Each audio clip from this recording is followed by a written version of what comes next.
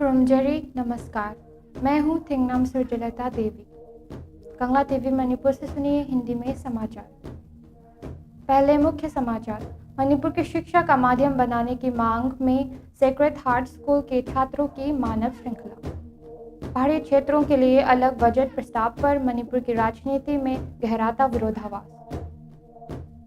International day of persons with disabilities पर इम्फाल में विशेष कार्यक्रम आयोजित।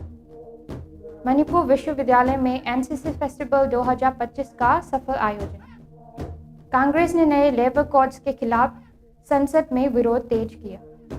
दिल्ली में प्रदूषण गंभीर स्तर पर, 14 स्थानों पर AQI सीवियर दर्ज। पश्चिम तमिलनाडु में चक्रवात दितवा से भारी बारिश की चेतावनी। MH370 की खोज 30 सितंबर से शुरू, 11 साल बाद नई उम्मीद। एशिया में भीषण बाढ़ से 1200 से अधिक मौतें, विशेषज्ञों ने दी जलवायु आपातकाल की कड़ी चेतावनी। अब समाचार विस्तार से। आज Sacred Heart Higher Secondary School के छात्रों ने कोंगपाल कोंगखाम लेकाई पोरमपत में स्कूल के सामने एक मानव श्रृंखला बनाकर राज्य भर के स्कूलों और कॉलेजों में मणिपुरी भाषा को तुरंत शिक्षण माध्यम के रूप में लागू करने की मांग की। प्लेकार्ड लिए खड़े छात्रों ने राज्य सरकार से राष्ट्रीय शिक्षा नीति NEP 2020 को लागू करने की अपील की, जिसमें आधारभूत स्तर से लेकर कक्षा 8 तक मातृभाषा या स्थानीय भाषा में पढ़ने का प्रावधान है। मीडिया से बात करते हुए वरिष्ठ Akram joint secretary Manipur students federation head office तथा in charge of Imphal east district ने कहा कि NEP 2020 को लागू न करने से उन छात्रों पर गहरा असर पड़ा है जो अपनी मातृभाषा में पढ़ना चाहते हैं। उन्होंने बताया कि MSF ने 25 मई 2025 को राज्यपाल को एक ज्ञापन भी सौंपा था, जिसमें इस नीति को राज्य में लागू करने की मांग गई थी। लेकिन अक्रम के अनुसार बार बार अपील के बावजूद सरकार ने इस मुद्दे की अनदेखी की है। उन्होंने कहा कि मातृभाषा में शिक्षा लागू करना केवल नीति का पालन नहीं, बल्कि बेहतर समझ, सांस्कृतिक संरक्षण और शैक्षिक विकास के लिए अत्यंत आवश्यक है। 21 नवंबर को संगाई महोत्सव शुरू होने के बाद से IDPs और सुरक्षा बलों के बीच कई बार झड़पें हो चुकी हैं। सिविल सोसाइटी संगठनों ने भी कहा है कि यदि सरकार को लगता है कि हालात सामान्य हो गए हैं, तो उससे पहले विस्थापित परिवारों के पुनर्वास को प्राथमिकता देनी चाहिए। मई 2023 से मैते और कुकी समुदायों के बीच हुए जनजातीय हिंसा में 207 से अधिक लोगों की मौत हुई है और हजारों परिवार बेघर हो गए हैं। कई IDPs का कहना है कि वे तब तक अपना आंदोलन जारी रखेंगे जब तक उन्हें उनका घर और सम्मान वापस नहीं मिल जाता। मणिपुर के पहाड़ी क्षेत्रों के लिए अलग बजट की मांग पर केंद्र सरकार ने हालिया कदम ने राज्य की राजनीति में गहरा विरोधाभास उजागर कर दिया है। महीनों तक सेपरेट एडमिनिस्ट्रेशन के किसी भी विचार का विरोध करने वाले समूह जो स्वयं को मणिपुर की एकता का रक्षक बताते हैं, अब इस प्रस्ताव पर पूरी तरह मौन है। एक ऐसा प्रस्ताव जो चुपचाप प्रशासनिक विभाजन की नींव रख सकता है। यह मौन संयोग नहीं, बल्कि गहरी राजनीतिक असंगति का संकेत है। 17 मई 2024 को मणिपुर के हाईकोर्ट के आदेश ने पूरे राज्य, पहाड़ी और घाटी दोनों को हिल एरिया या टफ लोकेशन के रूप में मानते हुए एक सम्मान जुडिशियल अलाउंस दिया था। इस फैसले ने ना तो प्रशासनिक सीमाएं बदली और ना ही अलग शासन संरचनाएं बनाई। यह उदाहरण था कि समानता बिना विभाजन के भी दी जा सकती है। इसके विपरीत 26 नवंबर 2025 को वित्त मंत्रालय द्वारा जारी कार्यालय ज्ञापन में हिल एरियाज के लिए अलग बजट की मांग वाली याचिका को आगे बढ़ाया गया। अलग बजट केवल वित्तीय व्यवस्था नहीं, बल्कि प्रशासनिक ढांचे का भी संकेत है, क्योंकि बजट नियंत्रण योजना, प्राथमिकताओं और शासन से सीधे जुड़ा होता है। अलग बजट भविष्य में अलग प्रशासनिक संरचना के लिए आधार तैयार कर सकता है। ऐसे समय में जब मणिपुर संवेदनशील दौर से गुजर रहा है, उन समूहों का मौन जो एकता के नाम पर हमेशा मुखर रहे हैं, और भी चिंता बढ़ाता है। यह मौन तटस्थता नहीं, बल्कि एक तरह का अनकहा समर्थन बनकर सामने आता है।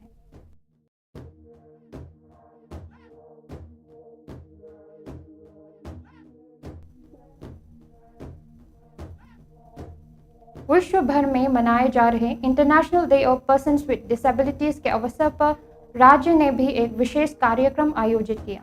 यह आयोजन सोशल वेलफेयर डिपार्टमेंट द्वारा सिटी कन्वेंशन सेंटर इम्फाल में आयोजित किया गया। कार्यक्रम में चीफ सेक्रेटरी पुनीत कुमार गोयल ने कहा कि पर्सन विद डिसेबिलिटी के लिए ऐसे कदम उठाए जा रहे हैं जिससे वे समाज के हर क्षेत्र में बराबरी के साथ भाग ले सकें। अपने संबोधन में गोयल ने बताया कि प्रधानमंत्री नरेंद्र मोदी के पहल पर पर्सन विद डिसेबिलिटी को अब सम्मानपूर्वक दिव्यांग कहा जाता है। उन्होंने कहा कि राज्य सरकार सभी को समान अवसर देने, सहयोग प्रदान करने और दिव्यांगों को समता व प्रतिभा को आगे लाने के लिए प्रतिबद्ध है। उन्होंने यह भी उल्लेख किया कि दिव्यांगजन किसी भी पेश में उत्कृष्टता हासिल कर सकते हैं और कई दिव्यांग व्यक्ति IAS ऑफिसर बन चुके हैं, जो दूसरों के लिए प्रेरणादायक है। कार्यक्रम में कई ऑफिसर, दिव्यांगजन और आम नागरिक शामिल हुए।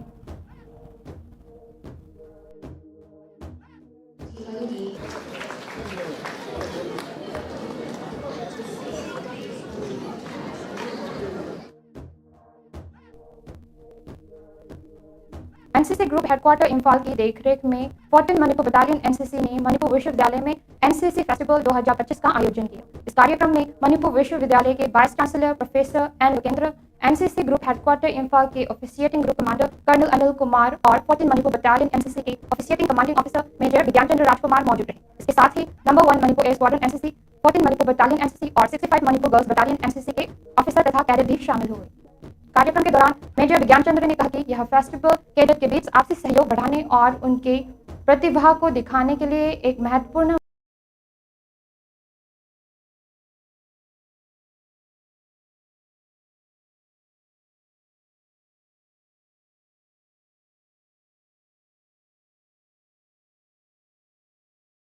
मंच प्रदान करता है।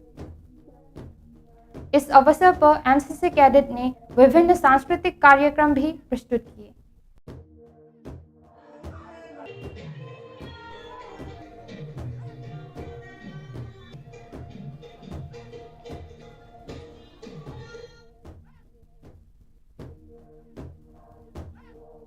आज संसद के परिसर में कांग्रेस नेताओं सोनिया गांधी और राहुल गांधी ने नए लेबर कोड्स के लिए खिलाफ बड़े स्तर पर विरोध प्रदर्शन का नेतृत्व किया। उनके साथ कई विपक्षी सांसद भी शामिल हुए, जिन्होंने सरकार पर आरोप लगाया कि नए कोड श्रमिकों के अधिकारों को सीमित करते हैं और रोजगार की सुरक्षा को नुकसान पहुंचाते हैं। विरोध के दौरान नेताओं ने कहा कि लेबर कोड से कामगारों की नौकरी की सुरक्षा, फायदा और बचत पर सीधा असर पड़ेगा, जिससे लाखों मजदूरों का भविष्य जोखिम में पड़ सकता है। उन्होंने आरोप लगाया कि ये कोड कॉर्पोरेट फ्रेंडली हैं और मजदूरों के कल्याण की अनदेखी करते हैं। प्रियंका गांधी वद्र ने भी कड़े शब्दों में कहा कि सरकार ने ऐसे कानून लाकर एक शोषणकारी कार्य वातावरण तैयार कर दिया है, जिससे श्रमिकों को अपने ही अधिकारों के लिए संघर्ष करना पड़ेगा। विरोधियों ने मोदी सरकार पर पर्यावरण और श्रमिक अधिकार दोनों को कमजोर करने का आरोप लगाया और लेबर कोड्स को तुरंत वापस लेने की मांग की। कांग्रेस ने साफ किया कि यह आंदोलन आने वाले दिनों में भी जारी रहेगा और वे संसद के अंदर व बाहर इस मुद्दे को लेकर जोरदार तरीके से उठाएंगे।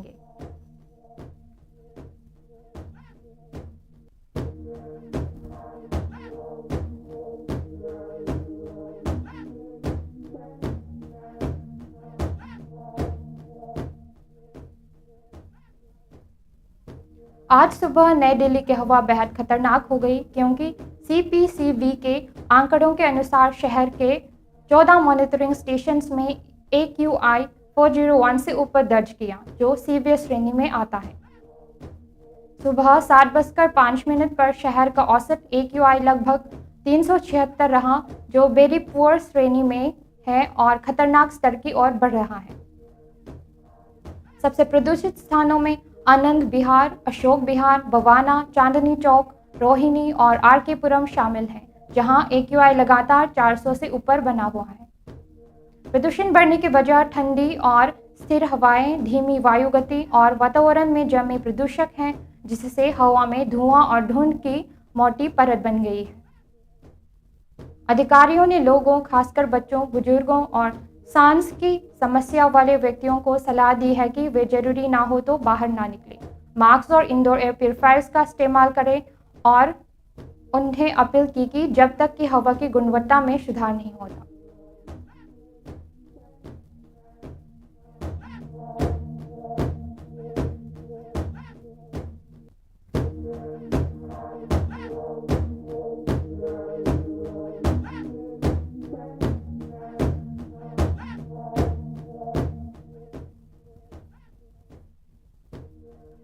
इंडिया मेटेरोलॉजिकल डिपार्टमेंट IMD ने बुधवार को पश्चिम तमिलनाडु में भारी बारिश की चेतावनी जारी की है, जिसमें नीलगिरीज, इरोड और कोयम्बटूर जिलों में तेज से अत्यधिक तेज बारिश होने की संभावना जताई गई है।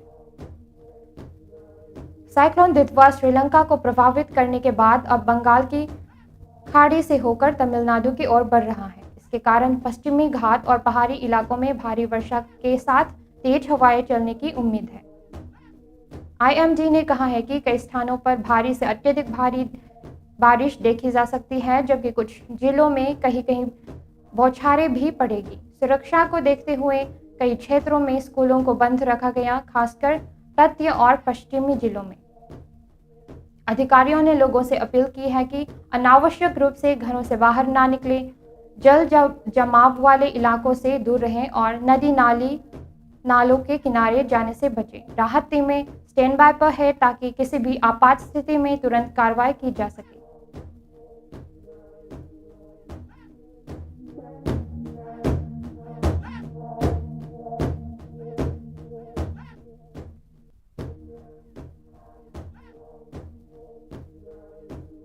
मलेशिया ने घोषणा की है कि मलेशिया एयरलाइंस फ्लाइट MH370 की खोज 30 सितंबर 2025 से फिर शुरू की जाएगी। ट्रांसपोर्ट मिनिस्ट्री ने बताया कि यह 55 दिन का deep sea mission ocean infinity द्वारा संचालित किया जाएगा। यह उड़ान 2014 में रहस्यमयी तरीके से गायब हो गई थी, जिसमें 239 लोग सवार थे। नया अभियान उन लक्षित क्षेत्र पर केंद्रित होगा जिन्हें अपडेटेड सीवेट एनालिसिस के आधार पर सबसे संभावित माना जा रहा है। इससे पहले भी लगभग 1,20,000 स्क्वायर किलोमीटर क्षेत्र में खोज की गई थी, लेकिन मालवा नहीं मिला था। केवल कुछ अवशेष दूर दराज के तटों में मिला था। यह mission no find no free model पर चलेगा, जिसमें ओशन इन्फिनिटी को किसी महत्वपूर्ण अवशेष के मिलने पर भी भुगतान मिलेगा। परिजनों ने इस घोषणा का स्वागत किया है और उम्मीद जताई है कि 11 वर्षों से चल रही इस अनिश्चितता को अंत में एक जवाब मिल सकेगा।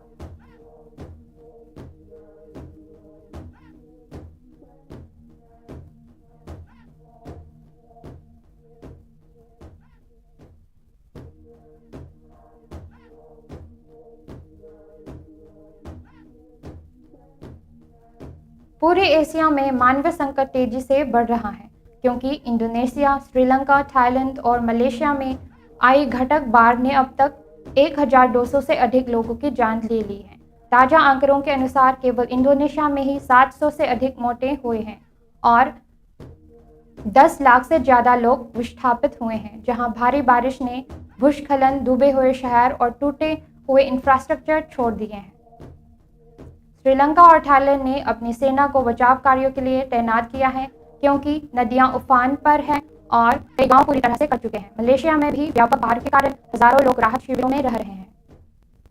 मौसम वैज्ञानिकों ने चेतावनी दी है कि ये बाढ़ स्पष्ट संकेत है कि ग्लोबल वार्मिंग के कारण पानी से जुड़ी आपदाएं और अधिक घातक और बार हो रही हैं। समुद्री तापमान में वृद्धि, अत्यधिक वर्षा और तेजी से हो रहा शहरीकरण विनाश को और बढ़ा दे रही है। पूरा क्षेत्र बचाव कार्य में जुटा है, लेकिन बिजली गुल, सड़कें बंद और साफ पानी की कमी जैसी चुनौतियां हालात को गंभीर बना रही हैं। पूर्वानुमान है कि बारिश जारी रहने पर मौतों का आंकड़ा और बढ़ सकता है। अधिकारियों ने वैश्विक सहयोग और जलवायु अनुकूलन क्षमता को तुरंत मजबूत करने की अपील की है।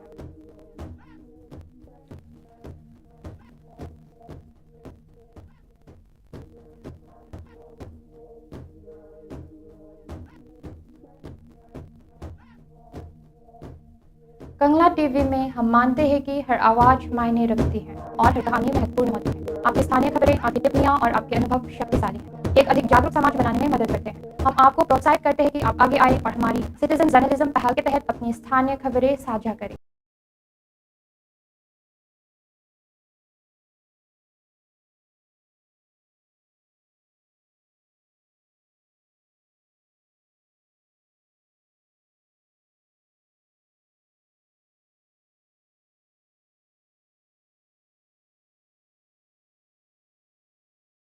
आपका सहयोग सिर्फ स्वागत योग्य ही नहीं है, बल्कि यह समाज के लिए अत्यंत आवश्यक है।